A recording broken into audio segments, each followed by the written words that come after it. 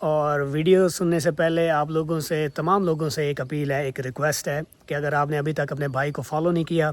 تو ضرور فالو کر لیں، ویڈیو کو شیئر کریں، زیادہ سے زیادہ شیئر کریں تاکہ تمام لوگوں تک یہ ویڈیو پہنچ جائے۔ کیا ہم FSC کے بعد تھائی لینڈ میں کوئی جاب کر سکتے ہیں یا ٹیچنگ جاب کر سکتے ہیں؟ دوسرا میسیج ہے ہمارے پاس، جی مجھے بھی اس بارے میں انفارمیشن چاہیے تھی، یا ٹیچنگ جاب سے ہٹ کے کوئی اور جابز، ان کے بارے میں بھی انفارمیشن پرووائڈ کریں۔ السلام علیکم ایوری ون، تو سب کیسے ہیں؟ جیسا کہ آپ مجھے نہیں جانتے اور میں آپ کو نہیں جانتا، تو گائز آج ہم بات کرنے جا رہے ہیں تھائی لینڈ میں کون کون سی جابز ایز اے فارنر آپ کر سکتے ہیں۔ سب سے پہلے تو ہم بات کرتے ہیں ٹیچنگ جابز کی، جس کے بارے میں پہلے آپ کو بتا چکا ہوں اپنے پہلے ولاگ میں،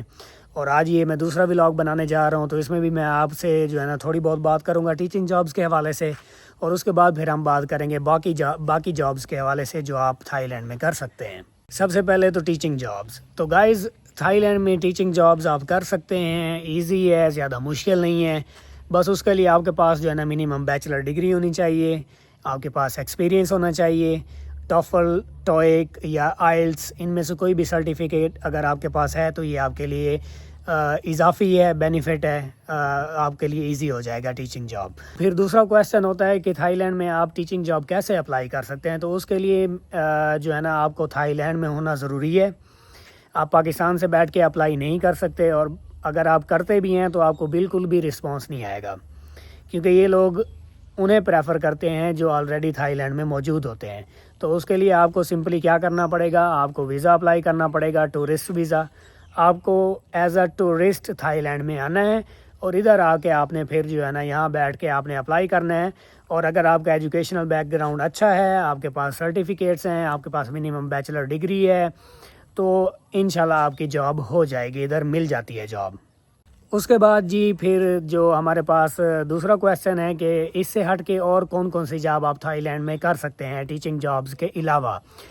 تو میں آپ کو بتاتا چلوں کہ پچھلے ولاگ میں نے بتایا تھا کہ آپ ٹیچنگ جاب کے علاوہ بزنس کر سکتے ہیں یا اور کوئی جاب ایز اے فارنر نہیں کر سکتے، تو اس کے اوپر میں نے تھوڑی سی ریسرچ کی ہے، تو مجھے پتہ چلا ہے ٹیچنگ جابز کے علاوہ بھی آپ جابز کر سکتے ہیں، جیسا کہ کال سینٹر کی جابز ہیں، لیکن زیادہ تر اسکیم بھی ہو جاتا ہے، تو اس لیے ہم ان چیزوں کو ہائی لائٹ نہیں کرتے۔ تھائی لینڈ میں جو ہے نا آپ کے ساتھ اسکیم بھی ہو سکتا ہے کال سینٹر کا، تو اس لیے جو ہے نا اس کو آپ جو ہے نا اپنی ٹاپ پریورٹی پہ نہ رکھیں، اور نہ ہی اس میں کوئی آپ کی اتنی زیادہ ارننگ ہوگی۔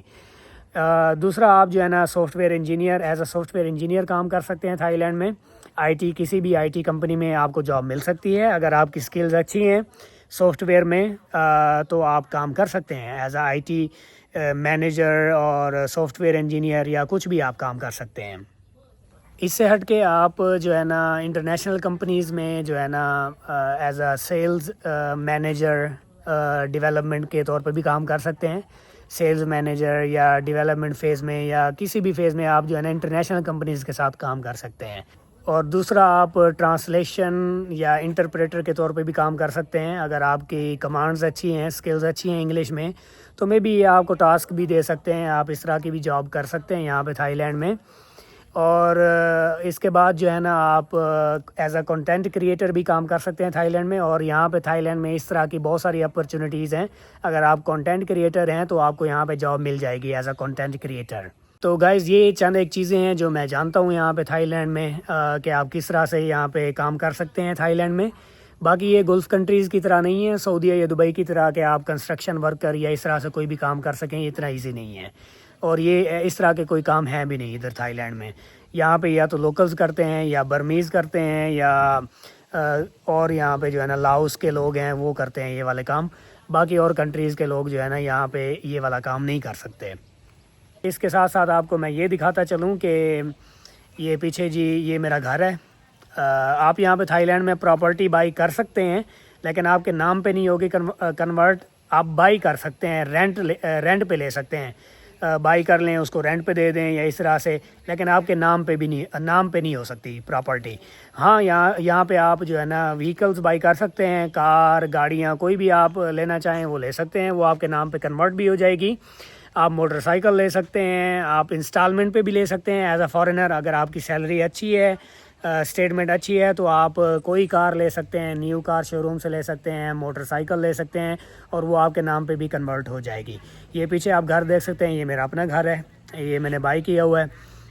کچھ رومز ہیں یہاں پہ میں نے رینٹ دیے ہوئے ہیں, اور وہاں پہ میری بائک کھڑی ہوئی ہے, اور میرے پاس کار بھی ہے نسان المیرا. یہ سارا کچھ بتانے کا مطلب یہ ہے کہ آپ کچھ بھی کر سکتے ہیں اگر آپ کرنا چاہیں تو. اگر آپ کیپیبل ہیں, اگر آپ کے پاس